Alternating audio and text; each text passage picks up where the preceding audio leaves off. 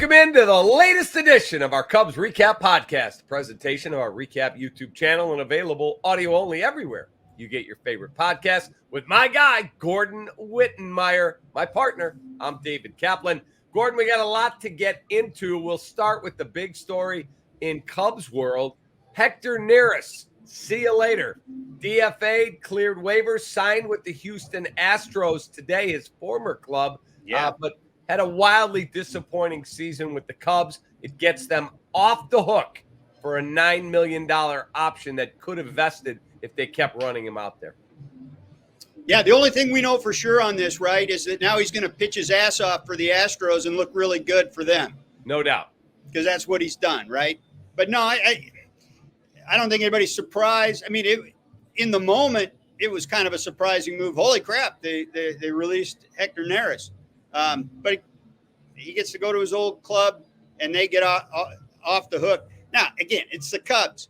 If you're these, you know, they're off the hook for the buyout or the option or if he was going to vest, but they're the Cubs. If anything, you know, it probably speaks to the fact that they've sort of, whether it was inadvertent or ill-advised, gone just over into the luxury tax threshold, right? And now here they are counting pennies again. Well, I mean, I don't know if I'd call this counting pennies. I would call this being smart. Well, they're off the hook for the rest of this year too, right? They're off the – no, because he cleared waivers. They have to that's pay. Right. He cleared waivers first. Correct. So they have to pay that. So that's where you're at in terms of what he's going to get from the Cubs. By the way, how about the guy that replaced him? Jack Neely? Yeah, I mean, maybe he'll be something. Maybe maybe there's something there at some point. But yeah, he closed it out today in a 10-2 win over the Tigers. He had 2 strikeouts and a flyout, and stuff looked really good. He wasn't good last night. But again, just making his foray into the big leagues. I've seen many really good pitchers struggle in their first game. So who knows? We'll find out. But with him gone, my question is, like, there's a lot of reporting that the Cubs are not going to be a factor for Juan Soto. Now, he may stay with the Yankees, and it means they have no chance to get him. But for it to already be out there, no, they're not going to be involved on him. Dude, this was like Aaron Judge a few years ago. You were all over Aaron Judge. Go tell him he's got Malnati's Pizza for life. Yes. Tell him to give me a call. We'll get Aaron Judge. Right, he was never ever leaving New York. He was never in play. Well, but he had his hometown Giants involved. That was for real. The Cubs were never for real in that. No, they were not. But my question is, in the closer role, you've tried to piecemeal it. For whatever reason, Theo and Jed just don't prioritize locking up a closer for a long time. They piecemeal it with Hector Rondon. They have Chapman. They paid a price and won a World Series, and then they let him leave in the prime of his career. Gone, goes back to New York. They get Wade Davis for a year. Gone. They cheap out and get Brandon Morrow, and he never able to pitch because he's not healthy. Actually, they didn't really cheap out on him because 2-year deal. He was a guy they wanted the year before. He was a guy that they saw upside in when the Dodgers wound up getting him instead. So, I mean, just for whatever it's worth, they were going to try to get Morrow cheap ahead of the curve. And instead, they paid too much and get a half year out of it. So my question is, those who fail to acknowledge history and keep expecting a different result are doomed to repeat it. And we see this. Alzolay, now he won't pitch most of next year, if not all of next year, because of Tommy John. So what is going to happen to fix this closer role? Do they try and go, well, we'll try Porter Hodge there. We'll try Tyson Miller there. Do they give it to Ben Brown? He's more of a 2-pitch pitcher. Or do they go out and go, who can we acquire, whether it's through trade, whether it's through a salary dump, whether it's through free agency, or are we going to go back to the same nonsense again? I'd go get maybe as many as 3 guys, maybe as at least 2 guys that are legitimate leverage relief pitchers that have some track record and swing and miss. That's what I'd go get. And then throw numbers at the problem. Look, you're right. Everything you just said about the aversion of going out and getting a closer. I'll say, if anything, that's something that probably Theo had more respect for over time when he installed Papelbon in Boston. And so I think that there is, again, Theo understands the value of the roles and the value of those last 3 outs, maybe even more than Jed does. I think Jed puts a lot of these Rubik's Cube pieces together and has maybe a different viewpoint on that. But Cap, we've talked about this before. I don't think there are that many guys out there that, especially if you're going to try to go into a trade or a free agent market, that are going to be worth the price, that are that good in that role. It's kind of like it's the relief version of an ace. And there aren't enough of those to even go around for the 30 teams. How many aces do we think are in baseball at a given time these days? 10? 10, 15? 15 probably. I mean, I realize so that's enough for half the teams to have one. It's kind of what the closer situation is when you're talking about guys that are worth the money to go in and just hand them that job and never think about it. So get leverage guys that with swing and miss, and then worst case is you can match up. You got a manager that's perfectly capable of doing that. You got a front office that likes doing that anyway, and it gives you options, keeps guys on their toes. And if a guy comes in and just starts to dominate, ride the hot hand. So I'm looking at the list of free agent relievers, but you got all these guys that are old: Kenley Jansen, Ryan Presley, Craig Kimbrell, David Robertson, Aroldis Chapman, Drew Smiley, Daniel Bard, Matt Moore, Joe Kelly, Emilio Pagan, Kendall Graveman. I mean, not one guy in their 20s and most north of 35. Paul Sewald, Blake Trinan, Devin Williams would be an intriguing one, but there is a club option, so he may get picked up by the You see Brewers. Lucas Sims on there? Say that again? Lucas Sims? I think he's on that list. Lucas Sims is, yes, he is, 30 years old. He's a competitor. That guy's a competitor, and he can pitch in leverage situations. I'd look at a guy like him. I like the idea of, I mean, you're going to think this is weird. I like the idea of Chapman. He's still got power in that left arm. If he's healthy and he doesn't cost a ton, if he's not looking for, multi-years at more than Hector Neris money, yeah, go get him. And I don't think he will. That would be a good piece to put into the mix, not a guy to go spend money on. But, there's things to work with out there. And I think it's such an important part of the game anymore that this idea of, well, we're going to have our closer and our setup guy and our middle reliever and our lefty guy. I think some of those traditional roles are out the window, man. Bullpenning, right, is a thing. Openers is a thing. All that's a thing. But just having 8 arms out there that can get out, that are versatile, like that are diverse, that you can put them in all kinds of different situations, and maybe one's a closer, but maybe one's not. Okay, so our friend Jesse Rogers saw a tweet. Someone tweeted best bullpen ERAs, and the Cubs were 8th in all of baseball. And Jesse said, I'm paraphrasing, misleading. In high leverage, they're 28th. So you can twist numbers and make them say whatever you want to make them say.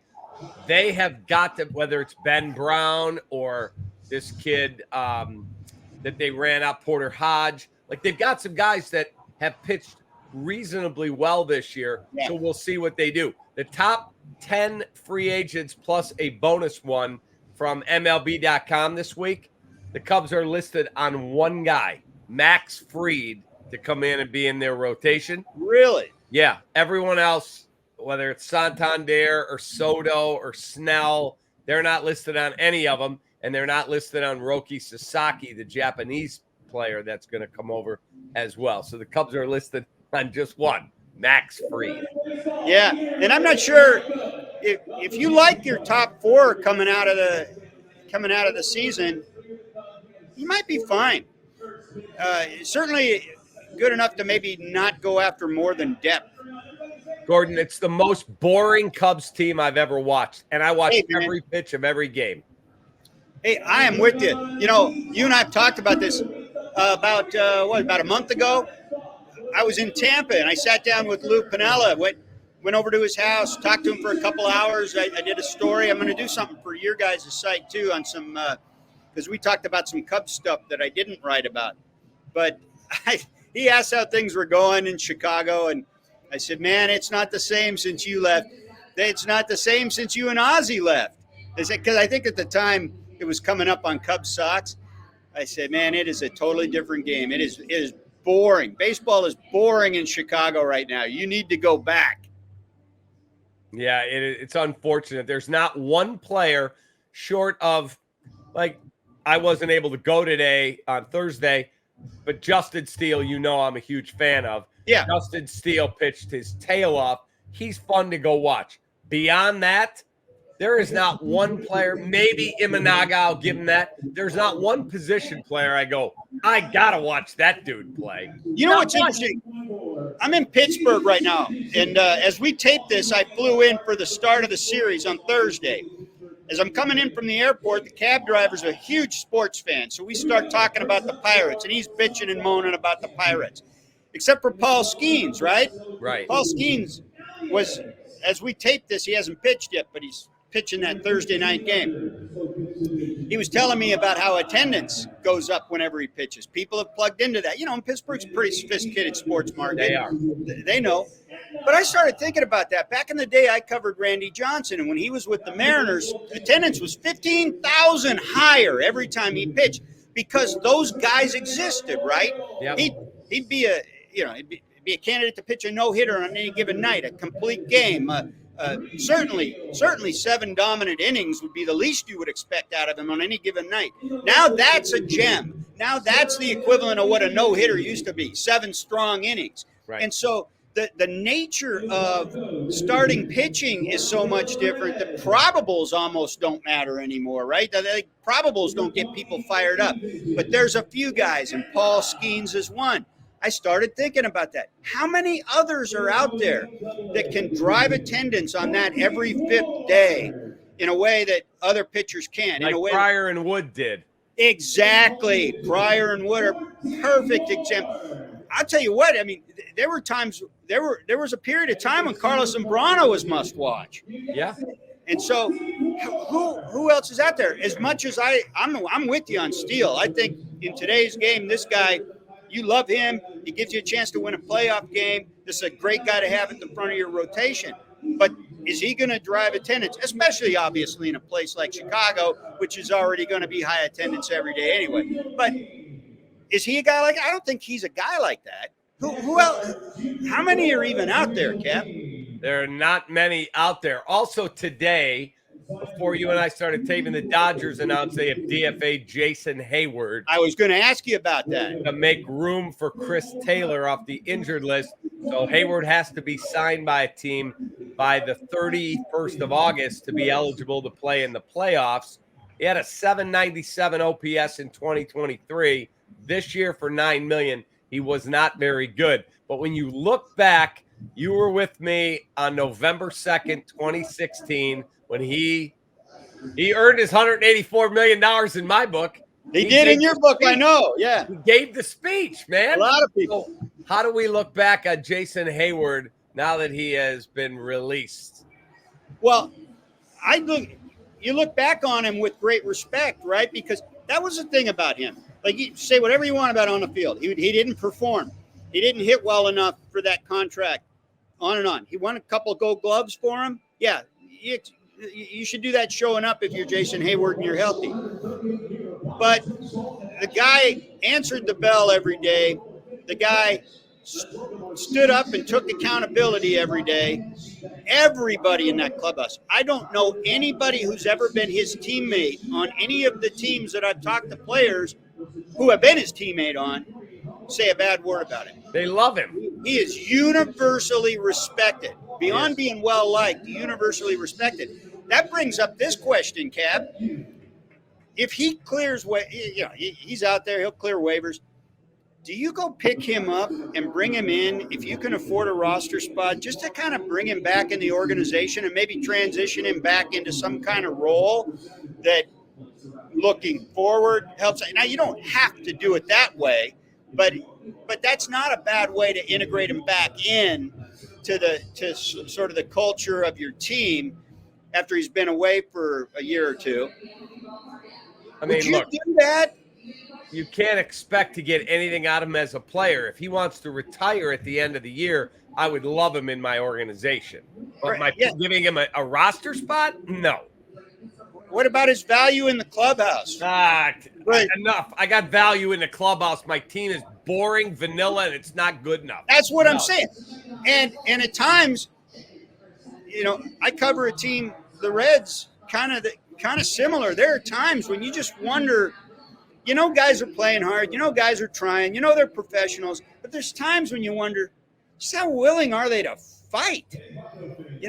Close games late, that kind of thing. Where's the fight? Jason Heyward had fight. And when you get guys like that in the clubhouse that have a voice, those kind of things do make a difference. Yeah, no, because he wouldn't be here long enough. He'd be here for a month. That's true. Season ends, and I'm not bringing him back next year. So no. Okay. Yeah. I don't disagree with you. I just thought about that as I wonder what kind of value there would be in that, if there would be any. All right. Last thing. Your team's not doing anything anyway, Cap. You guys aren't going to win a damn thing anyway.